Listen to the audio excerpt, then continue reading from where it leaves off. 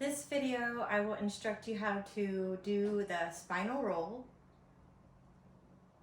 And we'll start from the ground and then practice it on the wall and then finally take it into the air. You can look like a chicken. Who doesn't want to do that? Right? We'll take it to the ground first. You can be on any surface, carpet, hardwood, grass, whatever. And doing this on the ground and on the wall is all about using the tactile sensation of the wood or whatever you're on to help you know where your spine is moving and where you need to move it. So first things first is getting your base solid, and that's your feet. They're not doing a whole lot, but they're still here for stability. So make sure your feet are at hip width distance. That's going to make your knees at the same distance as your hips, and you won't have any knee problems. We're going to start the spinal roll actually using your tailbone as your marker. So I want you to imagine that you have a tail like a cat or a dog and swing your tail up to the ceiling, right? Some would say that's like a pelvic thrust, right? And when you swing the tail up through your legs up to the ceiling, what you feel is the low back starts to roll down and flatten to the floor. So you're going to swing your tailbone up to the ceiling, flatten your low back to the floor, and you'll feel your deep inner abs, and I want you to manually do this too, draw your deep inner abs down and in.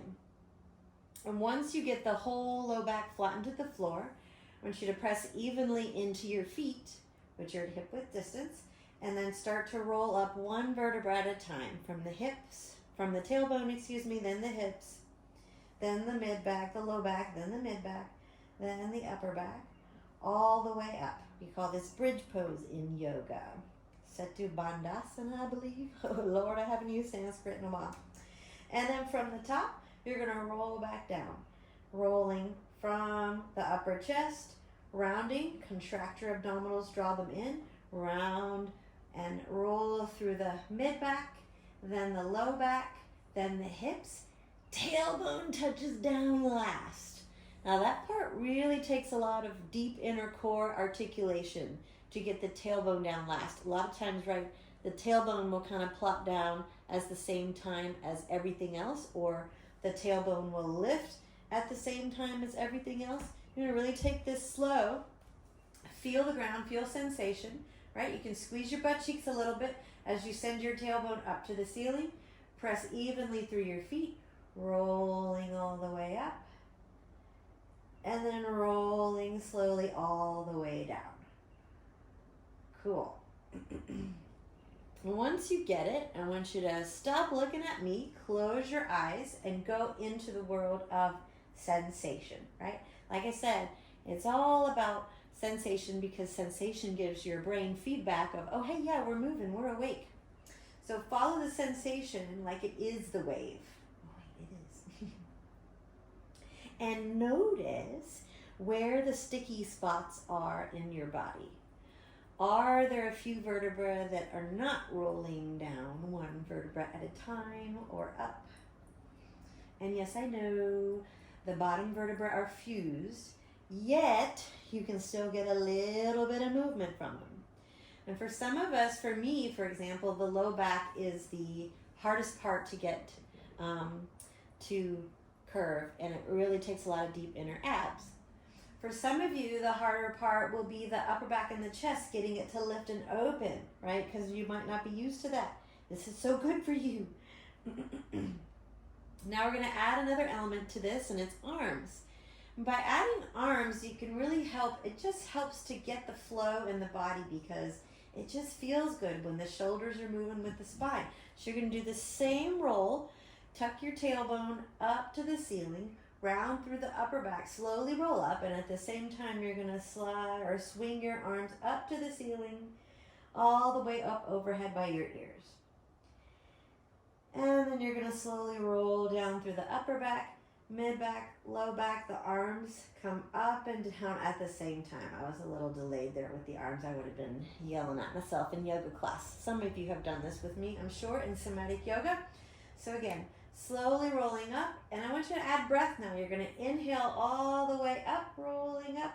Notice how when you bring your arms overhead, you get a little bit more stretch and lift through the chest. Exhaling as you roll all the way down.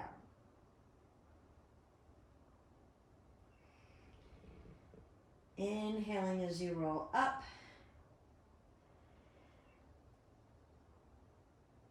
And exhaling as you roll down. All the while you're doing this, be mindful of your feet. The feet like to kind of take a break, and they'll start to peel up and turn out and do all kinds of weird things. But your feet are really the foundation to the floor, so evenly press both sides of the feet in as you go up and down. Whew. I don't know about you, but my cheeks are already fatigued. I feel, close your eyes and feel it with me. Notice what you feel. Heart beating, rush of energy up and down the spine. Maybe a little bit euphoric, like a little warm glow. And that, my friends, is the benefit of getting prana flowing through the energy centers of the body, the chakras. If you're new to this and you're kind of like, energy centers, chakras, I'll explain it to you in another way. This is really cool thing that we have discovered, that science and yoga actually meet in many ways, and one is with the chakras, because they just so happen to be located where big neural bundles or nerve bundles are also located along the spine, where the root chakra, the pelvic floor area, the sacral chakra, right? This is where our fertility organs are, the solar plexus, the heart, the throat, the pineal gland, the third eye. So it's not just woo-woo energy. The yogis knew what they were doing. Now, we will take our spinal wave up to the floor. Please join me in this video. I just took a break, would you believe it, I'm cooking dinner for a friend while making these videos. So, mom life, right? All right, so for the wall version, it's gonna give you, again, more tactile experience, but more of the experience also of doing this vertically. But before you start, gotta get in position. You wanna bend your knees and slide down enough that your thighs start have to do some work to hold you up. You're not all the way down to a square with your legs. Oh my God, that would be a lot. I don't know the degrees, like halfway in between. So what you want to do first, again, it's going to start with the tailbone. And then this time, right, we got the tail. I'm a cat. Maybe you're a dog. I'm going to swing my tail forward and squeeze my butt cheeks to bring my low back flat to the wall. And then I'm going to keep sending my tail and my pubic bone forward, hip bones forward, as I roll slowly off the wall. And I want you to keep the back of your head on the wall for now. We're just going to roll through the upper back, mid back, low back, tailbone last, remember? And then begin again. Let your natural curve come back to your spine. And then to start again, the tail swings forward. Squeeze your cheeks, flatten your low back to the floor, to the wall, and then close your eyes and feel it. Are you going one vertebra at a time? Slowly just peeling everything off the wall till you come to the back of the neck. And then draw the low belly, the pit of the belly in, the upper belly in, slowly curling back down. And back up. Once you get that, we'll go ahead and lift through the head. So you're going to roll up. You can press.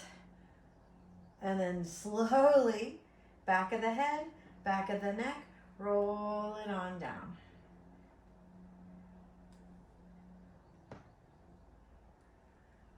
All right. Work with that for a little while. You might pause this and work for a little bit. You can already feel your thigh muscles talking to you. You can feel that energy flowing up and down. That's the good stuff. All right.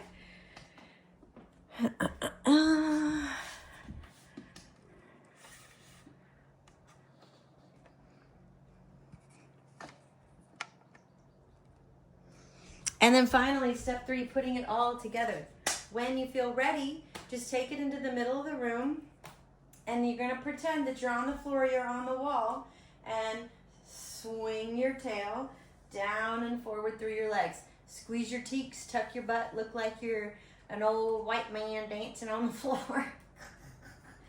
And then you're gonna keep rolling through the mid-back, through the upper back, through the chest. And we're just gonna go chest high, and then you can use your fingers to kind of help you, like you cave in. You didn't shoot yourself with a bullet, you shot yourself with pistol a piece, bullets a piece, okay? So going, let the heart go back, and then roll it on through. I kind of cheated there. Did you see it wasn't a full roll? I want you to start to notice when you cheat through your body, because when you notice it, slow that part down. That's where you're going to really make some change, is by paying attention to sensation, right? So tucking the tailbone, sending the front of the hips forward, leaning into the upper back, and then that last part you want to lift through the heart. And then the heart goes back, rounding through the upper back, and then rolling back through the hips. Tucking it forward, lifting through the heart, dropping through the heart, rolling the hips back. Take it slow if you need, or if you feel like you can start to speed it up, speed it up.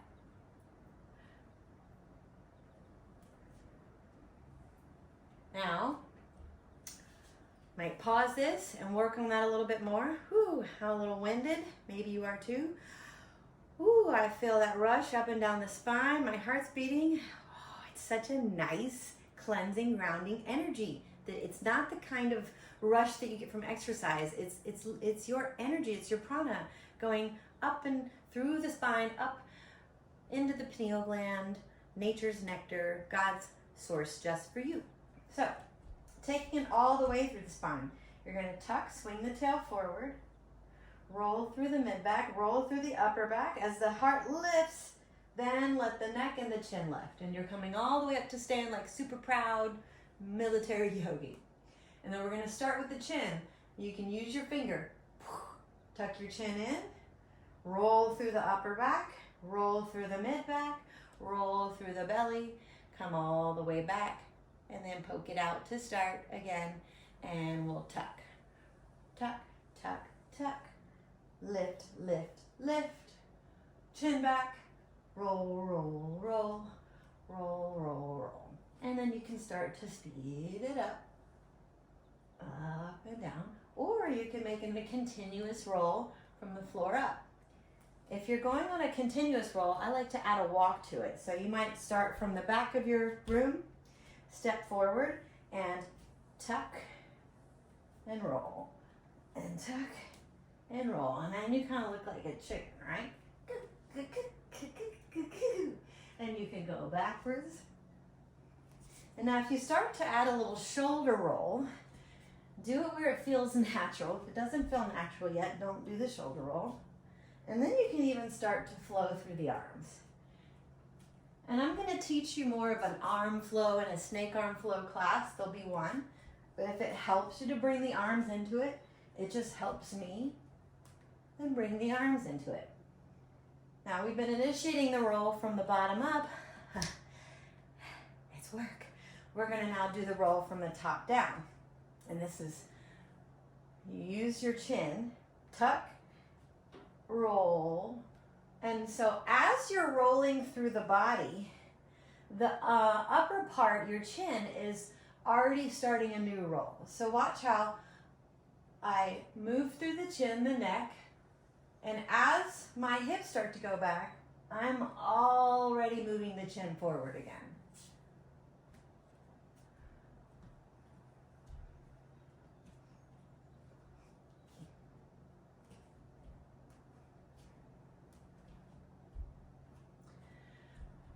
Going from the top down was always harder for me.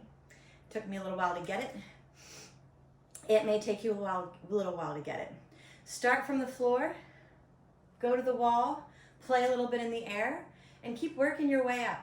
At first, you might feel areas of your body that just aren't moving, aren't budging, feels like you don't even have those parts. I promise you that is not the case. You are built like other human beings. I mean, there are, of course, different human beings that come with different parts, but most of you were all built the same, right? And the only difference is it takes your muscles and your ligaments and your joints and your muscles a few rounds to wake up. Consider them kind of like Sleeping Beauty, right? They've just been chilling here in our rigid little upper body cage that we walk around with, right? And right now, there might not be a whole lot going on when you do this and you're like, oh, I don't feel the movement. You are doing so much though, and you don't even realize it because your brain is sending signals down through the neural pathways to these muscles. And even though they might not be lighting up the way you want to, they are lighting up. And your body will start to form new neural pathways or reawaken old sleeping ones. And so the next time you try this, maybe tomorrow or the next day, you'll start to feel a little bit more movement. And the next time a little bit more movement. And the next time a little bit more movement. All right? So go easy on yourself. Believe in yourself. Do this for fun and for joy and for the energy. And bring it into dance if you want to. And if you're not into dance, we'll just call it spinal mobility work, right? And I know I said I was going to do this snaky one. I guess I do have time, huh? I guess I do have time. Well, I guess I'll do it then. No, I'm going to edit it out because it's a whole nother class. It's hip. Maybe I won't edit it out. I'm going to use this as a teaser. You're like, Emily, I really wanted to learn that one. Great. Go to the hip class, the hip side to side, and hip infinity. All right. And it's also going to include upper body infinity. And then it'll include side rolling, which is a totally different animal. Thank you and namaste. I welcome any positive feedback, any negative feedback. Please be gentle. I'm sensitive.